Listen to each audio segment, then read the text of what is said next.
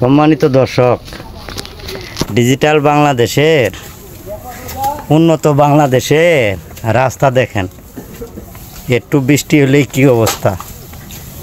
এই রাস্তাটা হচ্ছে, হ্যাঁ বলেন। হ্যাঁ হ্যাঁ, এটা চিনি ভাইয়ের বাড়ির যাওয়ার রাস্তা, বুঝছেন তো। এরকম রাস্তা যদি দেশের মধ্যে থাকে তাহলে প্রত্যেকটা লোক খুব শান্তিতে থাকবো, তাই না? হ্যাঁ, রাস্তাই ভালো। হ্যাঁ, মোটর সাইকেল বাই করতে পারে না চিনি ভাই, দেখছেন, দুঃখের বিষয়। আর এই দিক পিছনে একটা মাদ্রাসা আছে, তাহফিজুল, হ্যাঁ তাহফিজুল কোরআন বালক বালিকা হাফিজিয়া মাদ্রাসা আছে। আপনার এই পোলাপানগুলো ঠিক মতন যাইতে পারে না।